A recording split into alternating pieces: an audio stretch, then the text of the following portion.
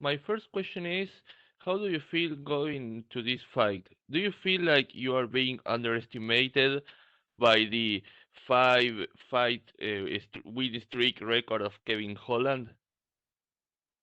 It doesn't really matter to me. I haven't really been focused on all that stuff. My focus for this camp has been preparation and worrying about myself. I'm ranked number 7. He ranked number 10. He's trying to take my spot, so it's just business to me. And how do you prepare for this fight? The same as always, just worried about bettering myself. I was down at Sanford MMA for 4 weeks training with those guys down there, getting ready for the fight. We had a great camp, and here we are. You have a three win streak, so how do you think that beating Kevin Holland will put you on the rankings?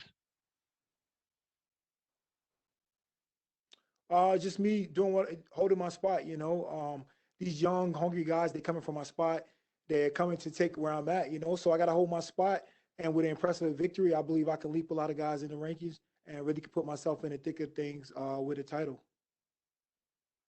Talking about the title, Israel Adesanya fought Jan Blachowicz for the light heavyweight championship and he lost. So, how do you think that will affect the middleweight division? Do you think that Israel Adesanya defeat was better for the 185 division or not?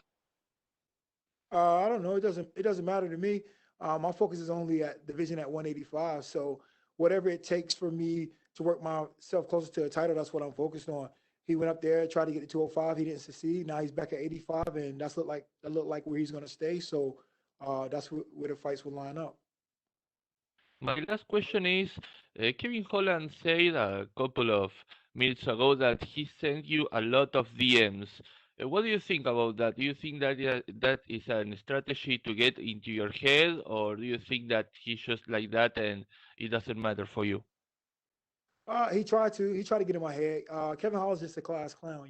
So I let him do his thing. He's a class clown. He tried to be funny, but it doesn't matter. You can talk, you can not talk, you can be silent, you can be outspoken, but the way I'm coming to knock people out, I'm coming to get finishes. So that's not going to change one way or the other. I'm coming to get wins. So I'm focused on the task at hand, and that's that. Thank you very much and good luck on Saturday. Thank you. We'll take our next questions from Gabriel Gonzalez with Side Press. Your line is open.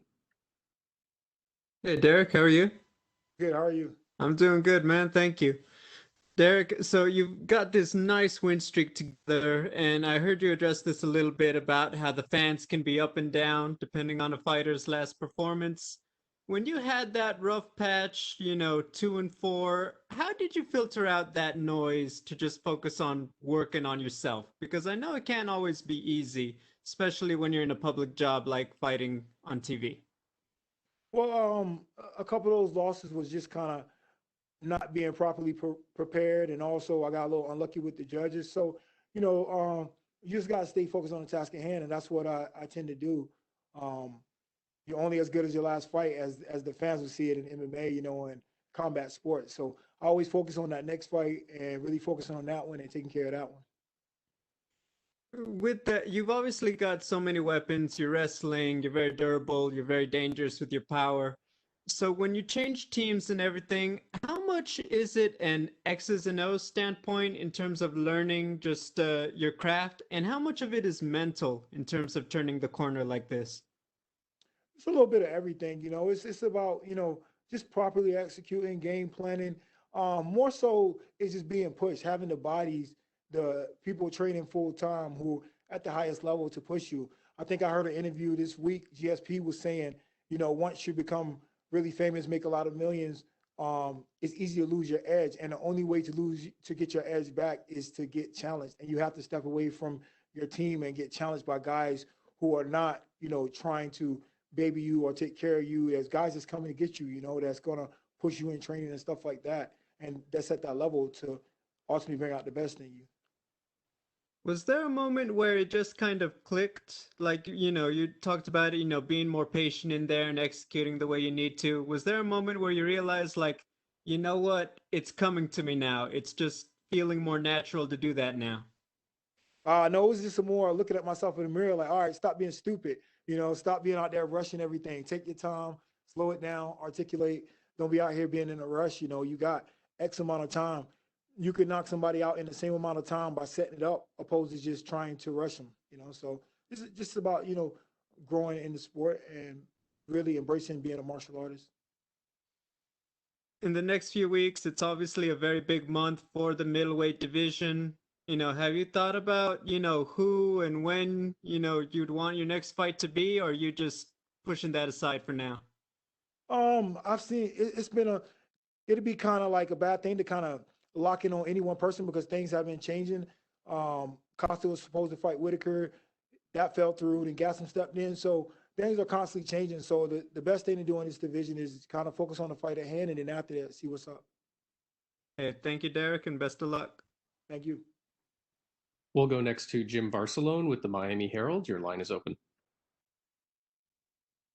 Yeah, thank you so much. Sanford MMA, Henri Hooft and everybody there here in South Florida, just incredible. And I wonder if that correlates. You've won your last 3 fights.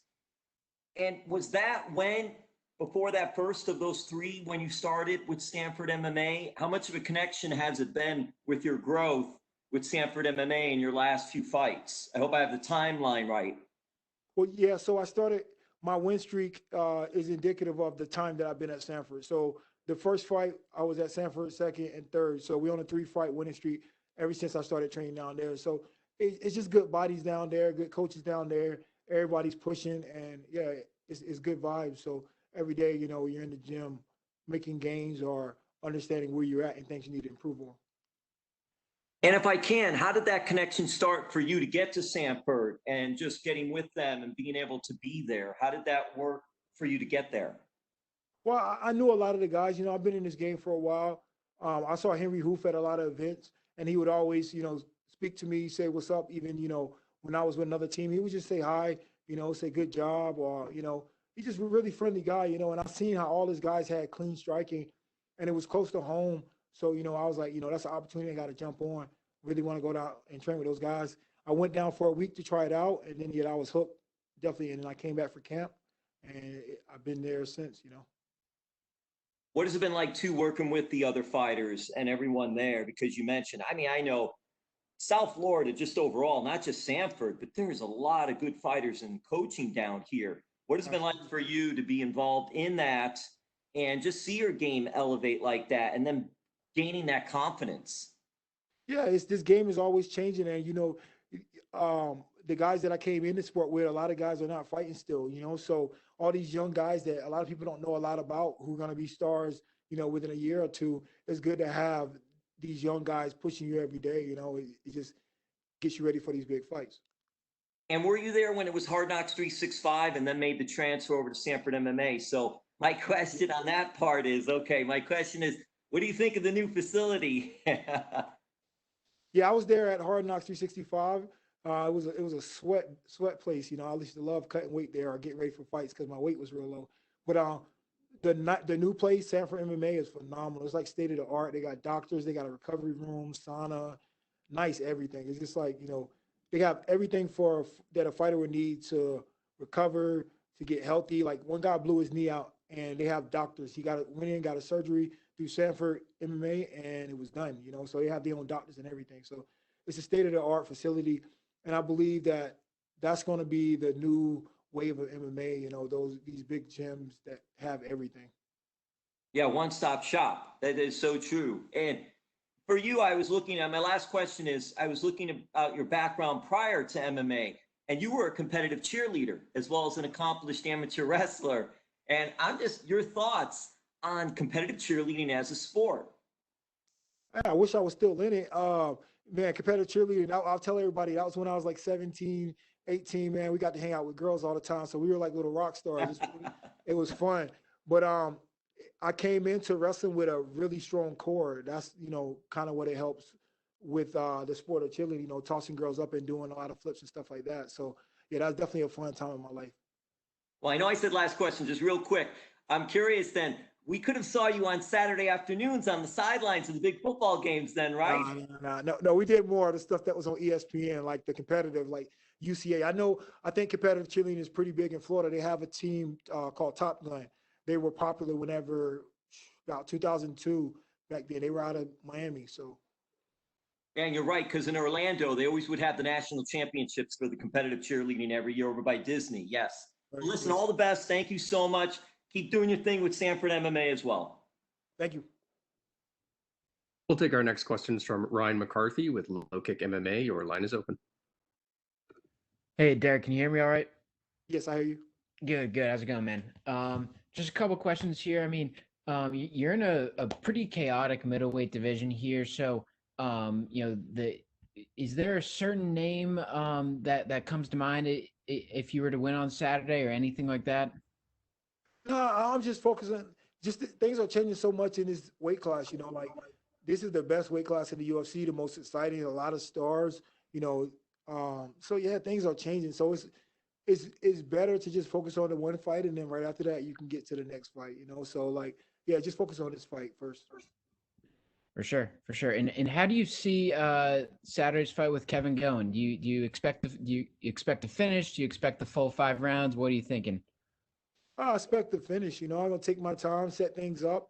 If he want to come early, I got something for that too. So yeah, I'm just gonna take my time and look to get the finish and get the win, however we get it. For sure. And any specific cheat meal you get after a W on Saturday? I don't know, some cookies, some insomnia cookies. That'll be great. Love it, love it. Well, best of luck, man. Appreciate it, and best of luck on Saturday, man. Thank you. And we'll take our final questions from Pablo Santamaria with Noti MMA Ecuador. Your line is open. Hi, Derek. Can you hear me? Yes. Okay, the first thing I want to ask you is you're fighting in the small octagon. Do you think that will give you an extra advantage because you are a wrestler? I don't know. I mean, octagon is octagon. Fighting anywhere, sorry, I got hiccups. But you have to get in. You have to work your way in. You have to be smart, be patient. Set things up. So big octagon, small octagon. I'm just gonna do my thing regardless. I'm not really. I mean, I know I came in as a wrestler, but I'm looking to just go out and get the job done with the hands or with the wrestling. For sure. This is your second fight on the pandemic, so do you expect to be more active in this year? Yeah, for sure. Definitely want to stay active, get as many fights as I can, and really keep working my way down towards the title shot. Okay, and what are your thoughts of Kevin Holland as an opponent? I think Kellen Holland is a guy who likes to talk. He's rangy, he's long, he comes to get it. He's aggressive, and he's breakable. So we're gonna get him to that breaking point and get the job done. For a long time, you are the gatekeeper in this division. You're fighting the young and up-and-comers fighters. So are you okay with that? Fighting and proving that they are just a hype train? Well, I mean, I don't know. If I'm in this position where I was asking for the number 2 guy for this fight, and the guy didn't want to fight. He kind of didn't. He turned down the fight. So it wasn't really anybody else available. So Kevin Holland was the fight that was offered. So we took it. In this fight game, you got to fight. It's either wait or fight. And it's a thing of being active or not active. So we took the fight just so, we stay active. And it's a fight that we can get up for, we can get excited about. It's a lot of hype on the fight. And that's where we're at. I don't really play into the gatekeeper or anything like that. I don't even know what that really means. But I guess that's a nice way of saying you stay relevant all these years. So. For sure. This division is very stacked. You can fight a lot of good fighters. There is a lot of fighters with a lot of hype, a lot of fans. So if you get the victory, who would you like to face next? I don't know. I'll probably figure that out right after I get the win. So yeah, we just focus on this fight, locked in on this fight, and then we'll figure out everything afterwards.